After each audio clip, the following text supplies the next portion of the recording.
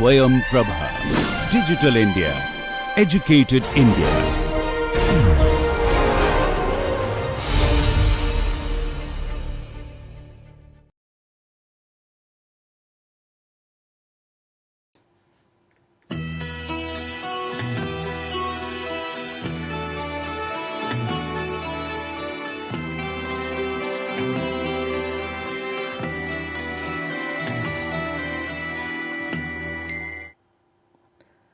So, welcome to this lecture 20, analysis of an axial piston swash plate type hydrostatic pump, and in this lecture we will discuss about the torque on the driving shaft and swash plate.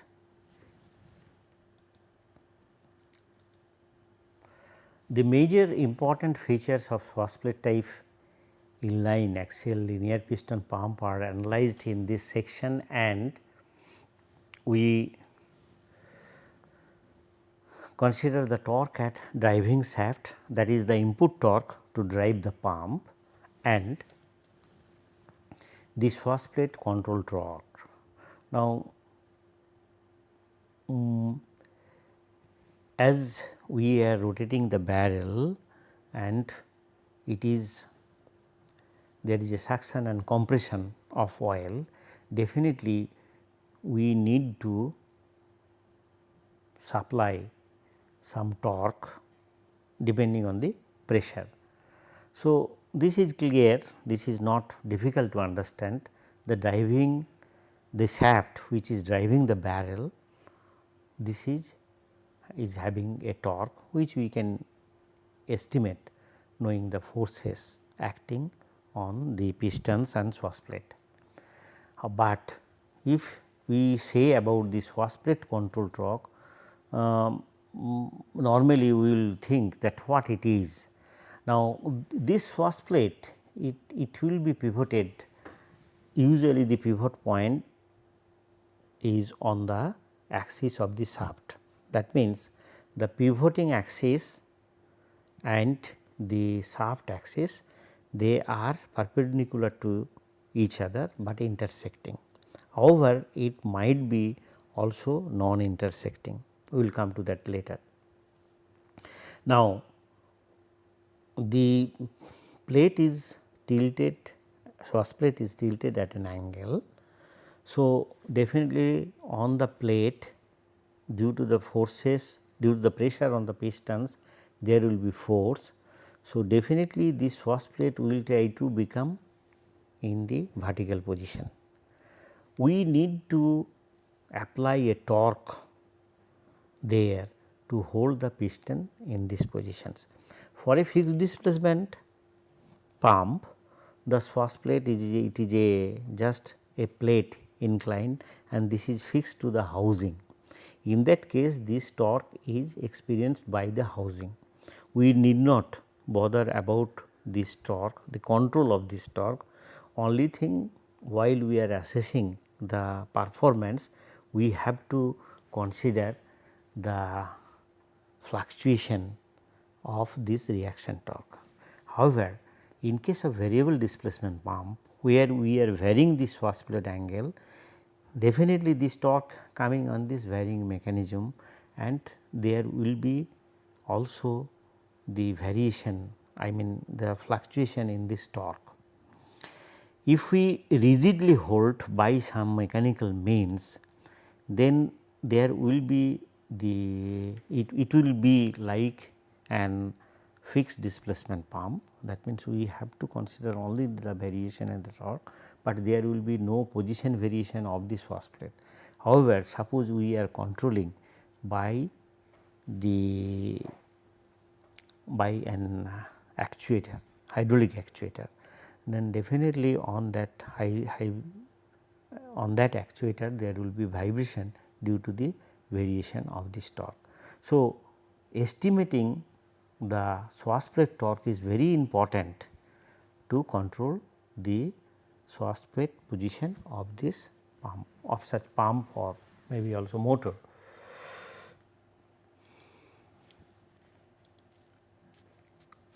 The shaft torque also depends on geometry and pressure ripple. In case of fixed swash plate, the output ripples are estimated using the same analysis. Okay. The swash plate is usually pivoted to casing, which I have mentioned, and tilt angle is varied and controlled for varying displacement. The holding torque varies even for the fixed average output. It is important to estimate accurate holding torque from control aspect. The variation depends on pressure ripple, which is an inherent property of such hydrostatic units. I have already discussed about this pressure ripple, here we will shall discuss a little more. Now, looking into this pump, I think next we can go into the next slide, and here let me explain the components and the valve angles. Now, this is already described, this is barrel, this is piston, and this is the here it is not very clear, but this is the slipper pad and there is another holding plate which is holding all these pistons together. Simply a plate which is again placed between this valve plate and the swash plate by a spring. In assembly, say this swash plate will be pivoted and then there will be shaft which is passing through this swash plate. Usually this swash plate is annular ring type, in between that the gap is that to pass the shaft, and the swash plate is pivoted on the housing at two ends. There is a not through shaft. You can imagine a ring sort of things plate, and at two ends the two small shaft or axials are connected, which are pivoted in the housing. Now, in case of fixed displacement, you can fix that one. In case of variable displacement, one of the shaft is extended and there is another actuator is fixed, so that this can be rotated. In some cases, you will find away from this pivot point there is another actuation system on the swash plate which is actuating swash plate. Now, so in housing this swash plate is put, then the drive shaft is put, then barrel with pistons from the valve plate side put inside. Now, if you simply put inside, the spring which is inside the barrel fixed by a by many means, one of that you can put a circlip, you will find this end of the barrel is coming out of the housing. So, if you would like to cover plate including this valve plate, then you have to put a pressure on that to bring this surface touching the barrel surface and the main housing. After that you can bolt it. Now, this valve plate, in some cases this is the integral part of the cover plate, in some cases this is another separate piece which can be put inside a cover, but anyway you have to put a thrust on that. So, therefore, when it is in this this compression mode, you will find that this is always touching.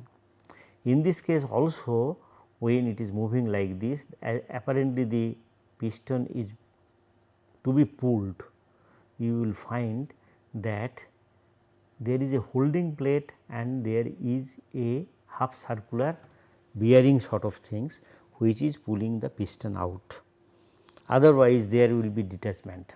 Okay. Now, look, coming into this valve plate, I have already explained what are the kidney ports and the silencing groove, but we can now consider this different angles. Say theta is equal to 0 here, say, and piston is moving, the piston at that position we will number 1. Suppose there is a 7 pistons, it is not written that this is number 1, number 2, number 3 like this, but why we are analyzing, we are considering one piston is on this axis, that is number 1, then 2, 3, 4, 5 depending on the direction of rotations. Now, as such the angle for analysis we should divide into angles into 3-4 zone. One is that we can have from this point to this point the same analysis, but we may consider from this point to up to this point, when this kidney port end is coming to this point, up to that we can analyze in one phase. Next phase gradually this area is increasing. So, we will consider the theta 1 and theta 2 is the silencing groove which is called transition zone. That means, theta 1 to theta 2 is called transition zone, and then it is the PC1 pressure, that is in the suction pressure region. This is the compression zone, this is the suction pressure region. So, after this transition in the suction zone, then there is almost constant pressure up to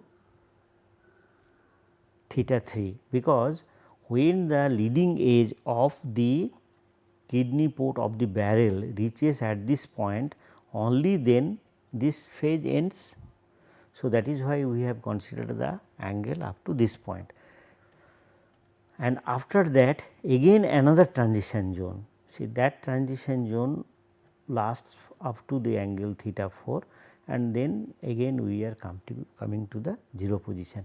So, we can divide into few zones and we can carry our analysis. Now, here what we find, this is P1 region, the suction pressure, this is P2 region is the delivery pressure, but this transition period, this pressure is neither P1 nor P2, it is something in between, depending on the edge, there is a trapped volume which is entering into other phase through variable orifices. So, this pressure we have to consider, or we must calculate this pressure build up to calculate accurately what is the torque required, both in case of the shaft torque and also the swash plate torque. Now, this figure shows a sectional view of a single piston within cylinder block, that is barrel, as it is operates within a pump. From the left hand side, it can be seen that the torque exerted about the center of the cylinder block or on the shaft by a single piston is T n is equal to R n sin alpha d n. What is R n? R n is the reaction force acting. Say, look at this, this is, there is the swash plate, it is not drawn here, it is in this angle. So, this pad is also tilted in this angle. What is there? A force is being experienced by the piston depending on the oil pressure here.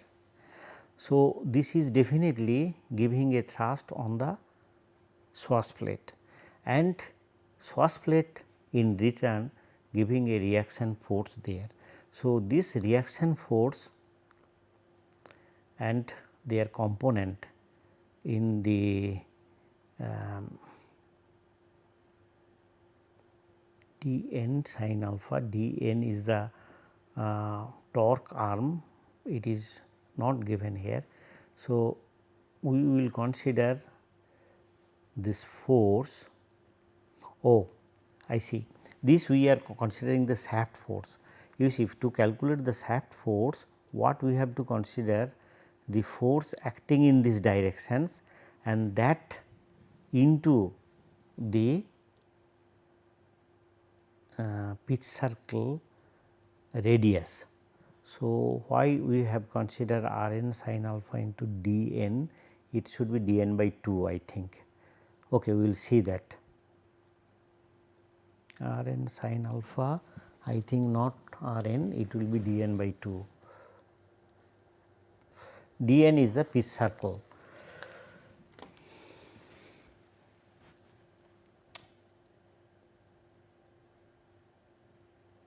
No, dn is the torque arm itself. dn is the torque arm itself, and Rn sin alpha is the force in this directions. Okay. So, I made a mistake, because I was thinking that dn was the pitch circle diameter which we have used here, but in this nomenclature it is considered that dn is the torque arm itself. Okay. We are considering this is as if in this plane, but suppose this is here, then definitely this component will be the Rn sin alpha force, and from here to this distance is dn. So, this is the torque for a single pistons. Now, Rn already I have mentioned that reaction force, and this is instead of ith piston we have considered as the nth piston here, and now we have written that Rn is equal to Pn into Ap. The Pn is the pressure here at the nth chamber piston, which is having the area. This is not the diameter, actually this is the area. So, Pn into Ap is the pressure force acting on the pistons, and we have considered the dynamic force, that is with Mp is the mass of the pistons and Xn is the acceleration, and that force, this is acting in this directions. So, this force will be divided by cos alpha. Take care of that. Many of us make a mistake, particularly while we are writing examinations. We take this part correctly, but we multiply cos phi. But look at that, this force is acting over here. So, to resist this force, or if I think a plate in the alpha directions, on that plate the thrust will be this component. We have to divide this value by cos alpha. Unless we give that much of thrust, we cannot produce the force in these directions. So, definitely one important factor you can say. So, this force is having another component in these directions which are acting at this point, and as there is a force which is most undesired, because this will wear this barrel rapidly as well as, or may not be rapidly, but still this reaction force is harmful for motion of the piston and the barrel, motion of the piston inside this hole in the barrel. So, that is why we do not go for a very high angle of alpha, usually 20 degrees maximum, normally maybe 20-21 degree for inline piston pump. This also I have discussed earlier, and that is why for very high pressure we go for bend axis, where we can go this alpha angle up to 45 degree. But this type of piston, this type of pump, we should not go for more than 20 degree. Okay. So, here again that x direction, this acceleration is positive when it is moving in this directions, positive y directions. Here we have assigned the coordinate system. Okay. So, this is positive y, for positive y x n will be positive. No, this is x directions. So, x will be positive when it is moving towards the valve plate. We must take care of that, otherwise the sign will change. You can feel it. If we had to generate an acceleration in these directions with plate inclined in this directions and the pressure force is acting in these directions, then these two will be, these two value, this their value will be sum up. Just take care of that, do not make a mistake there. Now, from geometry it can be shown that this distance is r cos theta n. Okay. This is r and cos theta n is the at an angle of nth piston. So, easily we can calculate what will be the torque arm. The combining equation 1, 2 and 3, the net instantaneous torque exerted on the shaft may be expressed as, this is we have considered all the pistons which are giving the force. Now, look at this, in this case we have considered n is equal to 1 to z and we have taken this summation of this. Now, one thing is there that P n is the pressure. Now, we can consider this pressure is the differential pressure. That means, for example, that it is pumping oil at 10 megapascal, whereas in the suction side say pressure is 1 megapascal. Then we can separately calculate these for 1 megapascal and 10 megapascals, or else what we can do, we can take the pressure difference is equal to 9 megapascal. So, when the particular chamber in the suction side, this pressure is 0. So, this part will not come, automatically this will become 0. However, this part will be there, but this is again depending on the acceleration and decelerations, sometimes it will help and sometimes it will, I mean this will reduce the torque and sometimes it will increase the torque. So, this will be this will automatically taken care of, but I would like to mention here, except for the transient, except for the dynamic performance, we can again neglect this part. So, for a pump or a motor, if you would like to calculate the nominal torque at the steady state conditions, you can neglect this part and this you can put 0 in the suction side and on the compression side for the pump, this is whatever the system pressure. So, in that case simply this equation will become A p into the system pressure into this value and n is equal to 1 to z dash, which is in the compression phase in case of pump. This will become very simple. By replacing the summation sign in equation 4, again we can use the integral form that we have used earlier also, and average torque we can multiply this by z and then divided by 2 pi.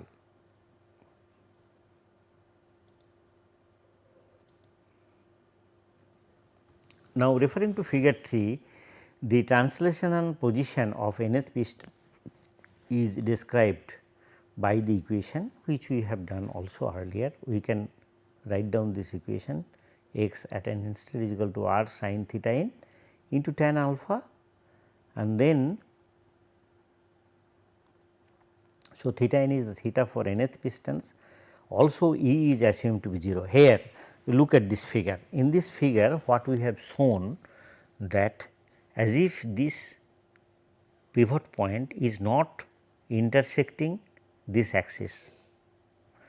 That means, pivot point of the swash plate is not on the axis of the drive shaft. Now, this as I told that this eccentric pivoting of the swash plate gives better performance of the pump, because in the valve plate if I consider the all are ideal and slight eccentric position will give a better pressure ripple for a small eccentricity. So, this is sometimes provided. However, that is only for a particular direction, in other directions this will be reversed for that valve plate. So, we have to take care of that. Secondly, this also gives a, while it is changing the swash plate angle, that gives a more dynamics in comparison to if the pivot point is on the shaft. So, this is in special case this type of design is there, E is taken some given some value, but in all this analysis what I am showing we have considered E is equal to 0. Okay. Now, if we differentiate this one with time twice, then we get this acceleration in this form. Omega again we are considering this is a constant, otherwise another term will come here. That means, if we would like to find out the transient of the pump when the pump shaft is acceleration, that will be different from this one. This we are considering the pump speed is constant, steady state, but we are considering there the pressure ripple within the steady state region. Now, theta n earlier we have defined, also this we can find out in this way, and theta is equal to 0 when piston 1 is on this axis. Now, d theta by dt is equal to omega, this we have already, and so and d square x by dt square is equal to x dot, which I think it is automatically understood. Now, what we would consider, we will simply calculate what is the AP, what is this force. AP is the force acting over there in the on the pistons here it is shown, this is the AP. AP is nothing but the P into AP. Now, again here we have kept the P general, but in case of nth piston we have to put P n into AP, because for a pump AP will remain constant. So, the force can easily be calculated from these equations. Now, Rn, this force now becomes at nth piston Fpn, whatever the force over there, this force will vary depending on the pressure divided by this swash plate cos of the swash plate angle. So, we can write down this equation in this form, Rn is equal to Pn into Ap divided by cos alpha. Now, the instantaneous force imposed by a piston on the swash plate is composed of two components again. The pressure force Fp acting on the pistons and the force due to the inertia of the piston and connecting hardware in their reciprocating motions, which we have already shown. Now, we are trying to calculate the swash plate holding torque. Now, look at this figure, you see this is the force acting on the pistons. Now, for the equilibrium diagram what we can do, we can remove this swash plate, we can put Fp here force and Rn in these directions. Okay. So, that we should say this equilibrium position. Obviously, if we put Rn, we have to put a force over at this point also, then it will be in the equilibrium, and there is of course, there will be the moment, this will try to be rotated, but that moment will also be balanced, it is being held. So, if we get all these three forces, now which is creating a torque on this shaft, that is this sine component on this. But if we consider the what is torque to hold this one, we simply can consider this force Rn force, that Rn force into this torque arm will give us the torque on the swash plate. Now, this Rn force, it is again varying depending on the piston position. So, that we can calculate, and we can easily calculate how much torque is coming on this shaft this swash plate pivot. And if we had to hold this by a controller there, we can also estimate how much force will be required on this controller. Now, there are 4 pressure regions which I have already explained along the path of pistons as the barrel rotates a whole revolution. Now, referring this figure, the system pressure P 2 along the discharge port of the valve plate, suction pressure P 1 along the suction port of the valve plate, transition region between the discharge pressure P 2 and the suction port of pressure P 1. The pressure at this region will reduce from P 2 to P 1 and is termed P C 1, P C 1. Just remember this term because this we are using later in the equations. And transition region between the suction region of P 1 and the discharge of P 2 at any instant P C 2 will increase from P 1 to P 2 along the region. But I would say that we have apparently written that P C 1 and P C 2 both will be in between P 1 and P 2, but in some cases you will find that this P C 2 will increase above the maximum of these two, and also in another conditions this pressure may decrease below the minimum one, say suction side P C 1 may below the suction pressure. Usually in positive displacement pump, this is not below the nominal pressure there P 1, but in some cases it may come. If it is below that, obviously there is a suction head is being created, but this is again the possibility is that there is a separation of the oil from the piston, it is not touching the head of the pistons. So, this is not desired, but anyway we can calculate this.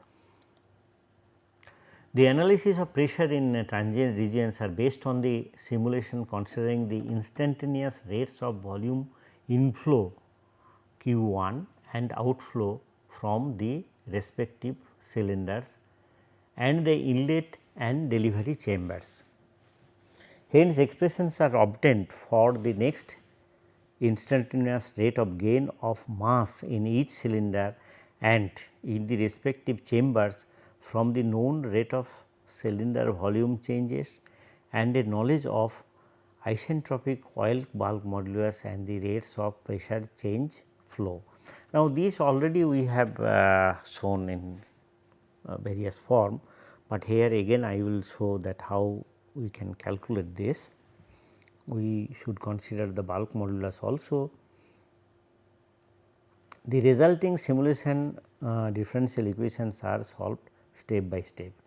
Now, first of all we will consider fundamental equation that for any cylinder of chamber that relates the oil volume V 0, oil density rho 0, rho 0 not 0 O you should say, this is for the oil, and the oil mass MO. Then we can write the, here we are considering the mass of the oil, note that not mass of the piston. So, that is why I have used mass of the oil is MO and rho O is the density of the oil and VO is the volume of the oil within a chamber. Differentiating with respect to time t, we will arrive into in this form. Okay. This is not difficult to understand. Now, this part sometimes it is 0, but still we will consider that this also exists. From the definition of fluid bulk modulus, this can be beta can be expressed again in this form. Okay. This we have in earlier lecture I have shown.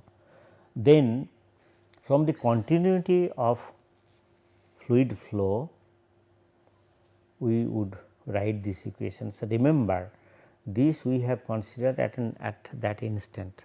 That means, when we are considering this equation, definitely for that time that pressure and temperature are not varying or their effect is negligibly small. Now, what we can do, combining these equations, we will arrive into this equation. This is not difficult, you can, if you take a paper, if you write it, you will be able to understand that we will arrive into these equations. Now, the expression of the volume of a cylinders at entrapment and transition regions and its relation to the pump geometry and to the state can be derived from figure 2, that is Vc1 V0 AP r sin theta minus tan alpha. That means, this volume, when this piston is moving, this volume is varying. So, this V0 is the VO is the total volume. When the piston is fully extended, whatever volume inside, that means the volume covered by the stroke as well as the ideal volume or entrapped volume inside. So, at any instant while we are calculating this while we neglect we subtract the portion it has moved inside. So, that will give the instantaneous volume of the oil. Now, we again differentiate this with time, but here in this equation, if you find that this is simply written in this form of this angle. How? Now, what will be this change is this volume is definitely this area into the fluctuations r alpha is this angle, this I would say this distance, roughly this distance. So, we will with approximation we can write down this equation. This derivation I am not showing, you can go through this exercise and you will find that this Vc1 dt can be expressed in this term. AP is the area, RF is the this distance.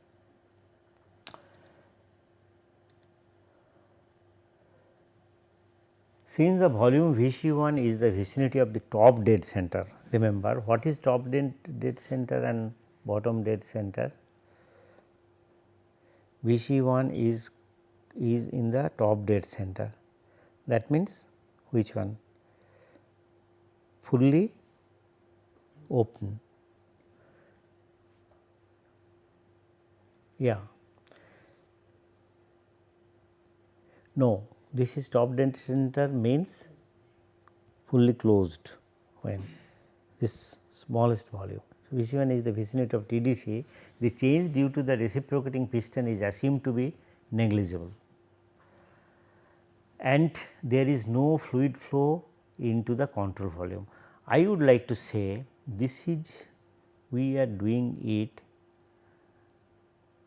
considering that the barrel port is exactly equal to this space between these two ports. But if there is variation, that means suppose this dead band is more than this port, definitely Vc1 will be compressed. In that case you will find that there is a pressure rise. But the problem is that suppose these are critical, that means both are equal, still there is a leakage. Due to this leakage you will find that pressure may not rise up to that much, or if when it try to rise then there will be leakage and there will be pressure drop one hand. In the other hand, if this is a critical, then you will find that there will be loss, there will be too much leakage from one side to other side. So, there we must balance this, but for the analysis if we consider they are ideally equal, then we neglect the compressibility of the VC1. Only we consider this how much volume is entrapped, but there they are being compressed inside, that part we neglect. Now, the flow out of the chamber consists of two parts. One part is the flow through the variable orifice, that is formed by the barrel port leading edge and the relief groove machined on the valve plate. So, that is given by QII, small q 11 or 11 we should say, small q 11 as seen in figure 5. This q 11 is not shown, it will be here, and the q 2, the figure also shown the second part which comprises the leakage flow out of the cylinder. Now, here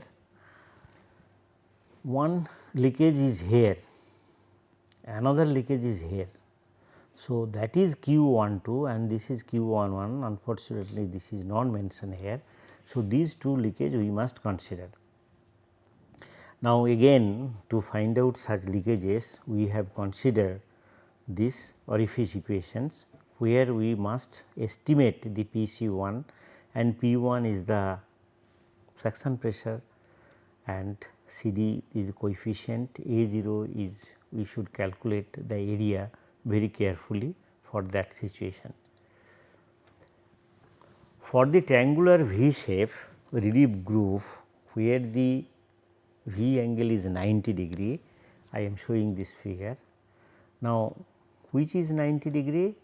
This angle, that means this angle is considered 90 degree, this angle is 90 degree. Okay. The orifice area and its relation to the angular position theta is given by, we consider, let us see this angle.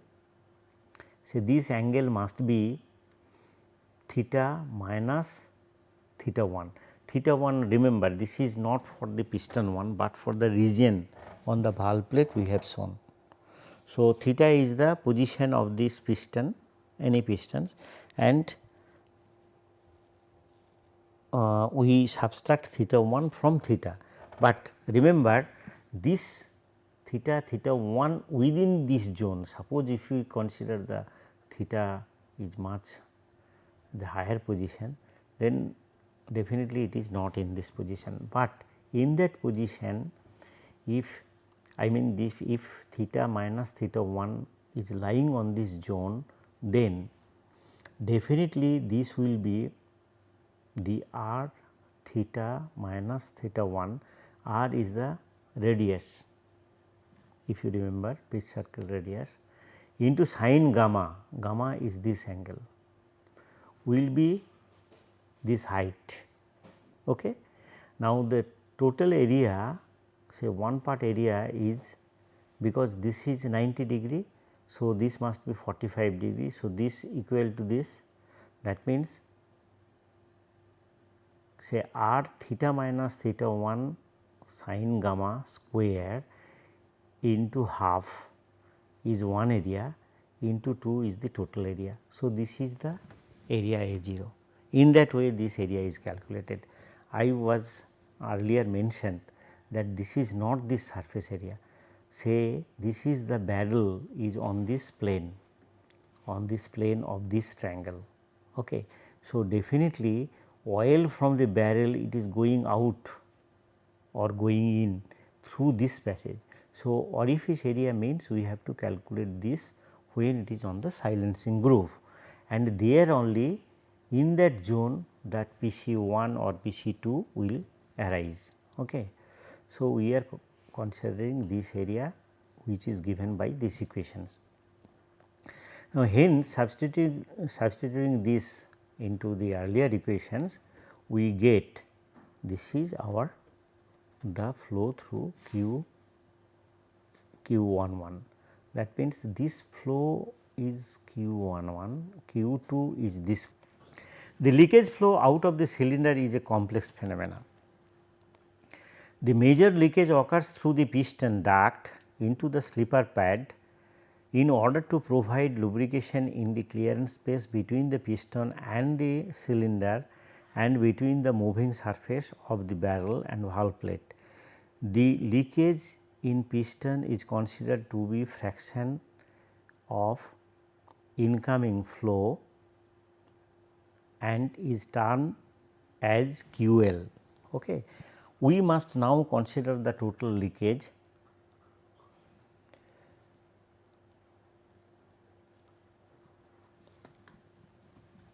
QL.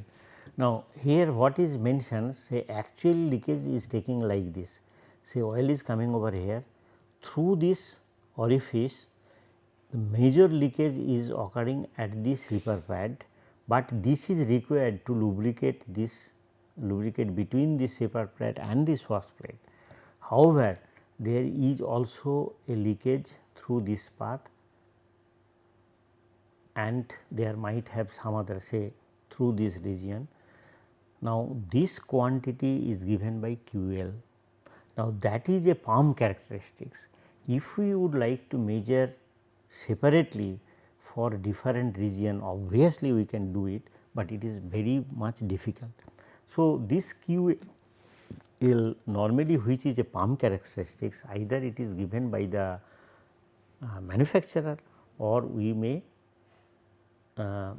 experimentally it is found out. Simply this is measured and depending on the pressure and the velocity we can have some empirical relations to find out QL. Usually there is a constant which we can put, we can multiply it with the QL and we can find out what will be the QL. Total flow into such factors will give us the QL. Now, if we take this time derivative of the PC1, we will find this equation is coming in this form. Okay. So, this will give us the pressure fluctuation with time at that transition zone, and d PC1 by d theta is this is simple, you know it.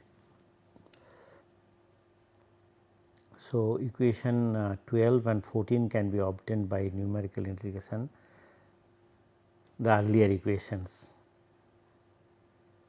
we can find out by integrating. Similarly, for the other side where the PC2 we can have this expression in this form. Okay. And then where the dPC2 by d theta is given by this equation. Now, after that, so we have arrived here, then we can have detailed pressure map for the whole region. For this region, again I repeat, this is PC2, then PC1, then P1 and then PC2. So, with this pressure now we can calculate whatever the force is coming on the swash plate. We also know this acceleration of the pistons, we can consider that part, and we know the detail of the pressure, we can consider that part, and then we can calculate the actual force coming on that, and from there we can calculate the arm also.